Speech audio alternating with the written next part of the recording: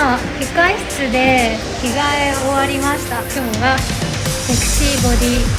ャパンですね。セクシーボディジャパンの第2回目ということで、こちらにチャレンジしていきたいと思います。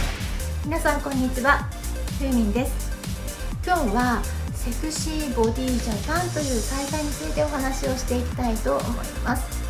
こちらの大会はベストボディジャパンとベストボディジャパンプロレスリングが主催する大会なんですけれども、なんと今年から開催がスタートした大会なんですね。で、第1回目は1月に開催されていました。そして第2回目は3月に開催されました。で、私はですね、その2回目の大会に出場するか迷っていたんですけれども、結果出場することができましたので、この経験をもとにこの大会についてどんなことが行われるのか、そしてこの大会に出るメリットだったりだとか、あと注意するべきことだったりだとか、通常のベストボディの大会にも出ているので、ちょっとそちらと比較しながらどう違うのかというようなところですね、そちらについてお話をしていきたいと思います。まだまだウェブ上に全然情報が出ていない大会だと思いますので、気になっている方ですとか、次回エントリーしようかなと思われている方はですね、ぜひこちらの動画を参考にして準備を進めてみていただければと思います。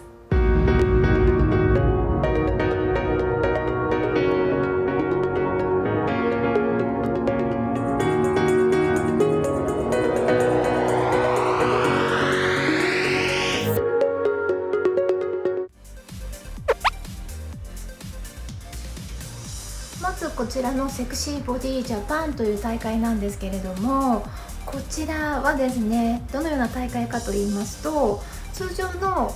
決められた動きやポージングだけではなくって、エントリーされた方のその選手の方の個性を生かした表現力もですね、評価の対象となるということで、自分が思うセクシーをプロレスリング上で表現するというような、そういった大会になります。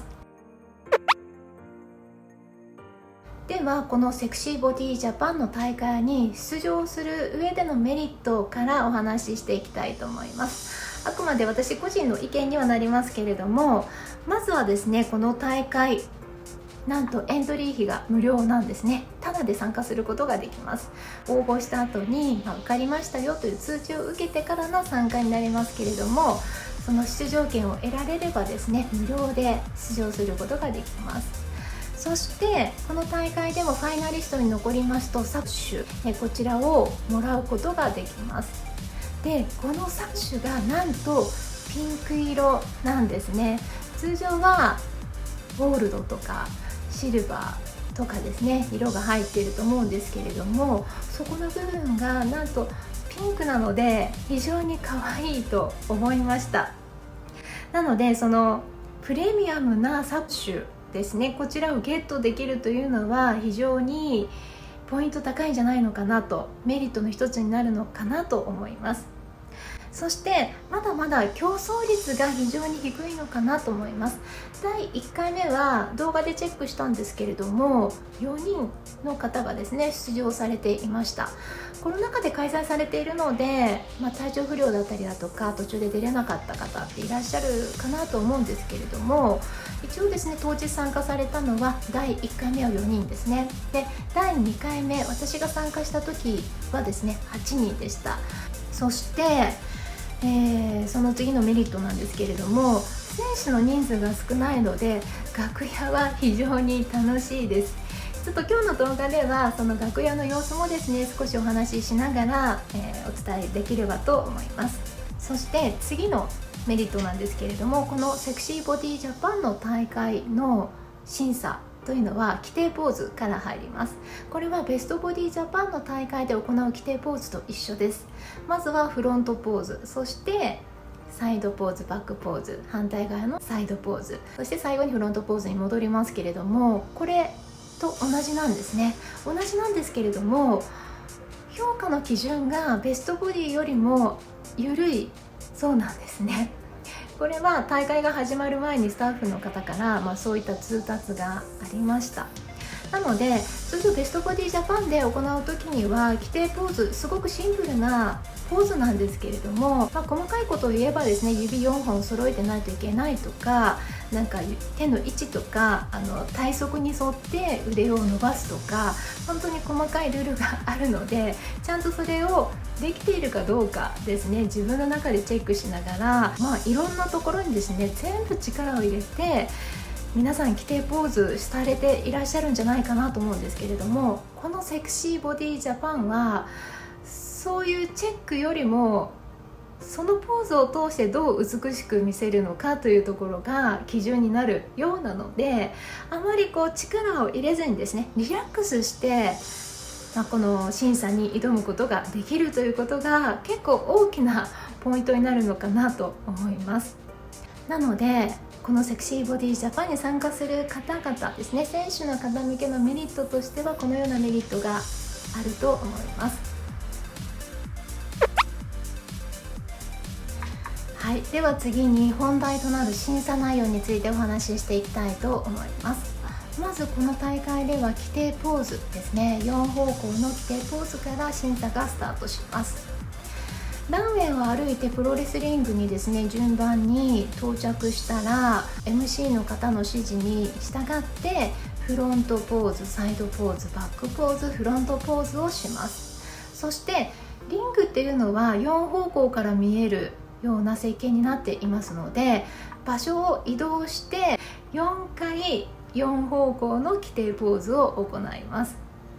でこの時に決められたポーズを行うんですけれども、やはりこの大会はセクシーボディジャパンになりますので、セクシーな感じの規定ポーズをするのが高得点になるんじゃないのかなと思います。参考までにですけれども、私は審査員じゃないので私の感覚でお伝えさせていただくと、通常ですね規定ポーズ普通にやりますよね。その時に、体は規定ポーズをしているんですが、雰囲気的にセクシーな感じですね、そういったオーラを出すというのをちょっと頭に入れて、この規定ポーズをですねされるといいんじゃないのかなと思います。はい、そしてその規定ポーズが終わった後にですね、今度はフリーポーズに入ります。ここはリハーサルの時には1人2秒ぐらいでというふうに伝えられたんですけれども、実際本番ではですね1人約10秒ずつぐらいはしていたんじゃないのかなと思います。これはベストボディジャパンの大会でも同じことが言えると思うんですけれども、フリーポーズの時には 1,2 ポーズそこでやってくださいねというふうな指示がありますが、みんな若干気持ち長めにポージングしているような気がするんですけれども、そんな感じです。あまり特に長すぎなければみんなの様子を見てですね、それに合わせてすればいいんじゃないのかなと思うんですけれども、このフリーポーズについてはあらかじめどんなムーブメントでポージングするかというのはしっかりとプランして練習して決めておいた方がいいんじゃないのかなと思います。この大会で選手が一番得点を得やすいところがこのフリーのポージングの時間になると思いますので、皆さんが自分の得意な表現で問題ないと思いますので、しっかりと練習してここで表現していただければいいんじゃないのかなと思います。そして3つ目の審査は張り手審査でした。これは当日スタッフの方から内容を知らされるので、大会に出場する前に最後の審査内容を確認することはちょっと難しいと思うんですね。私は実はスタッフの方にメールで問い合わせをしたんですけれども、やはり決まっていないというようなお返事でした。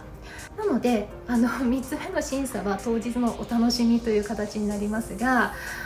どのような内容かと言いますと、今回はですね張り手審査ということで第1回目と同じ内容でした。第1回目と2回目の一番最後のバラエティ的な要素を含む審査は張り手審査ということで、プロレスラーの方がいらっしゃって、その方をですねビンタする、そういった審査です。でその、ビンタするのにセクシーな表現をしながらウォーキングをして、そのレスラーの方に近づいてそしてビンタですね、片手でビンタをするというような審査になります。で人のお顔を叩くので、事前に練習はですねしておいた方がいいと思います。どこを叩けばいいのかというのもですねアナウンスがあります。耳を叩いちゃうと鼓膜に影響が出る可能性があるので、耳の下ですね、首元を叩いてくださいと、そういった指示がありますので、事前にですねどのような審査になるのかという内容を確認した後に、必要であれば練習をしてみてください。そして思いっきり手を振り上げると命中する場所がずれる可能性があるので、一度ここを叩くんだというふうに手を置いた後に、ちょっと大きく振り上げすぎないで、ちょっと叩かせてもらうというかビンタをするといいんじゃないのかなと思います。はい、ですので3つ目の審査はですね、叩くシーンというよりはそこまでのアプローチですね、ウォーキングだとか叩く前のちょっとしたそのやり取りですね、そこを盛り上げられることができたら、しかもセクシーに、アプローチしていくことができたら高得点が得られるんじゃないのかなと思います。はい、例えばですけれども、どのように盛り上げるかというと、プロレスラーの方のボディをですねちょっとこの爪でなぞってみたりだとか、なぞってみて、そして私はその方の顎を触って持ち上げた後に、ちょっとビンタさせていただいたんですけれども、どんなビンタをするのかなという風なワクワク感を、持っていただけるようなやり方で攻めるといいんじゃないのかなと思います。はい、そして会場の状況なんですけれども、実際この大会はですねプロレスリングのリングの中に入って、そこでポージングしたりパフォーマンスをするというような流れになっているんですね。ちょっと驚いたのは、このプロレスリングがですね結構柔らかい場所なんですね。想像してたより柔らかいです。非常に歩きにくい、立ちにくい、そういった床の素材でした。レスラーの方が怪我をしないような、そういった設計で柔らかくなっているのはもちろんわかるんですけれども、歩きにくいというところがあるので、そこはですね注意していただければと思います。そして滑ってしまうことを防止するような素材の布で床が覆われているので、ポージングの時にちょっと半回転ターンするとか、母子球を使ってちょっと回転するような動きは結構難しいと思います。なのでそのような動きをされる予定の方は、リハーサルの時にちゃんと床の素材を確認していただいて、自分がやる予定のポージングとかパフォーマンスがこのステージの素材でうまくスムーズにできるかどうかは事前に確認しておく必要があると思います。そしてプロレスリング上の床が柔らかいので、バーンと一瞬で開脚して床に着地したとしても、全然痛くもないし、あざとかもできないと思うので、そういった戦法で攻めるのもありなのかなと思います。はい、ではこの大会で準備していくことについてお話ししていきたいと思います。先ほどお話ししたように、審査に基づいてですね規定ポーズ、そしてムーブメント、自分のパフォーマンスというのは練習していく必要があると思うんですけれども、それ以外にですね、準備するものとしてはやはり衣装が大きく、決め手となると思うんですね。セクシーさを表現できるような衣装や小物の準備が必要だと思います。なので一応ですね規定ではビキニとは書いてあるんですけれども、ビキニ相当のものであればですね、さまざまなアイテムをつけて準備していくことができると思いますので、よりセクシーなデザインのビキニだったりだとか、自分でデコレーションしたりですとか、小物と組み合わせて、ご用意いただくのがいいのかなと思います。中には網タイツを履いている方もいらっしゃいましたし、私はですね、ジュエリーを結構派手にしました。通常のベストボディよりも、もっとゴージャスなジュエリーを胸元につけたり、足元が寂しかったので、肌色のブーツを履いたんですけれども、そのブーツの足首のところに大きなビジュの、ジュエリーをつけました。で、ビキニもですね、通常のビキニを用意して、このビキニをキラキラにしてデコレーションして準備をしました。表現方法は皆様それぞれだと思いますので、よりセクシーなウェアをですねご準備いただく必要があると思います。はい、では次にですね、この大会がどのような流れなのかということで、この、1日の流れといいますか、会場に入ってから終わるまでの簡単な流れをですねお話ししていきたいと思います。まず場所はですね、新宿にある新宿フェイスというプロレスリングの中で行われます。そしてこのセクシーボディジャパンの大会がメインというわけではなくてですね、そのプロレスの大会の中の一部でですね、このセクシーボディジャパンの大会が開催されます。で、今回はですね、このプロレスの大会が平日の夜に開催されました。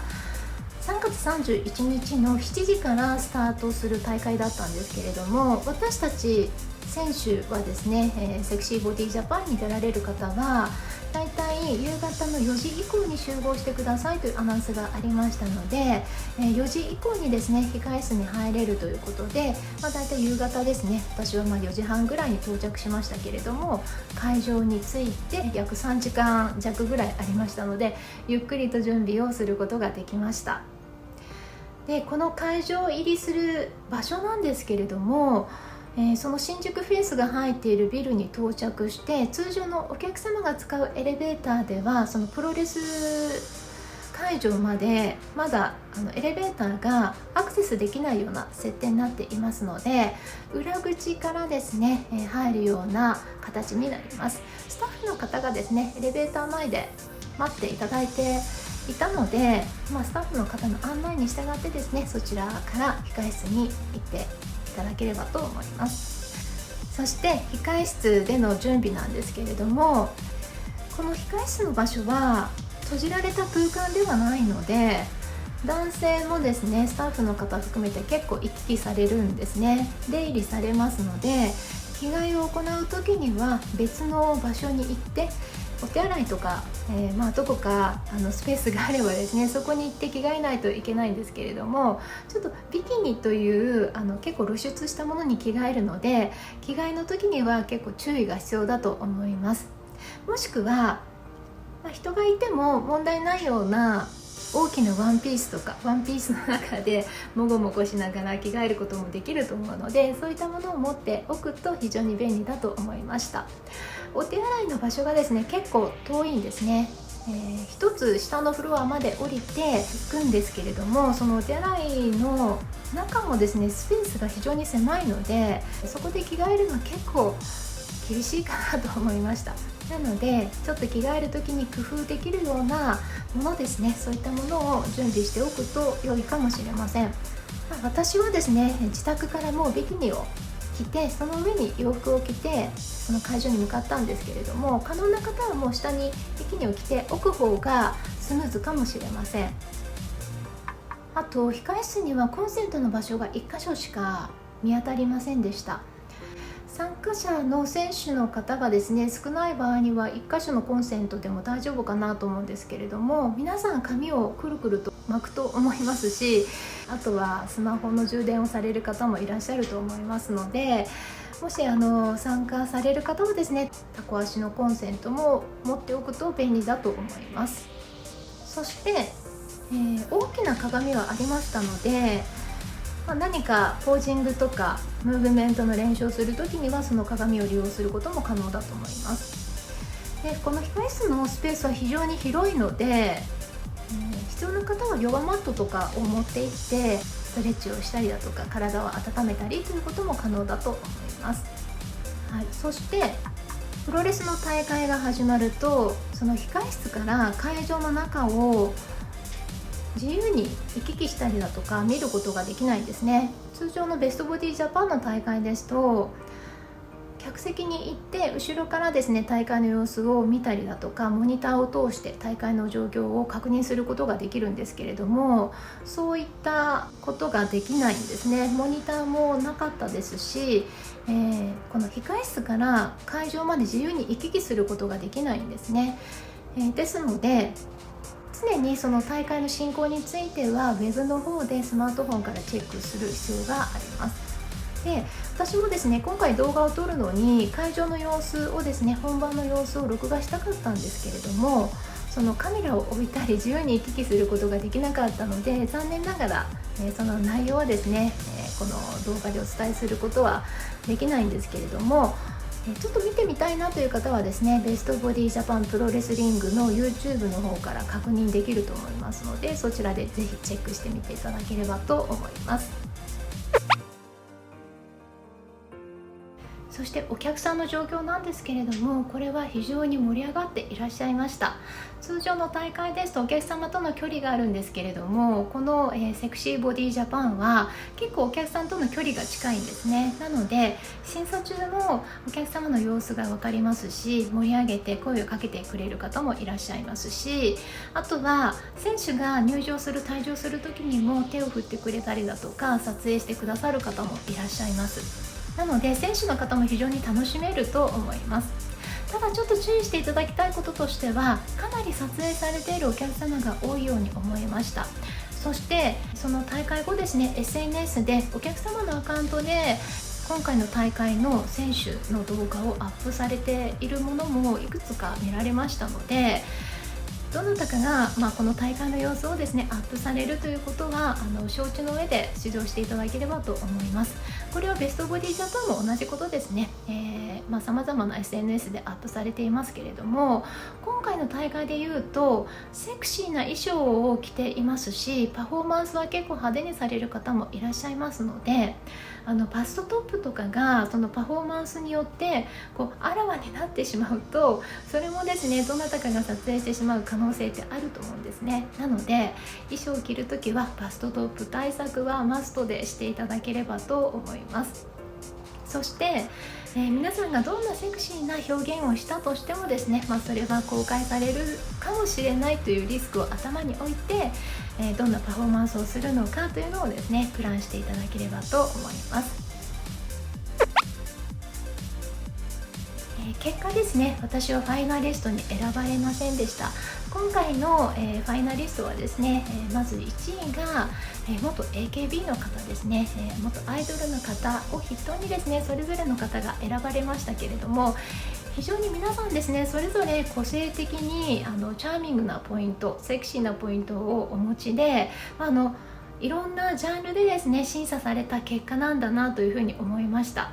そして、普段ですね会えないさまざまな方々ですね、美のカリスマといいますか、皆さん普段ですね非常に素晴らしいお仕事をしている方々ばかりでしたので、この大会を通して普段会えない方とつながれたということもですね非常に大きなメリットだったかなと思います。いかがだったでしょうか。今日の動画が面白かった、もしくは非常に参考になったという方はぜひいいねを押していただければと思います。そしてこちらのチャンネル登録の方もよろしくお願いいたします。ではまた他の動画でお会いしましょう。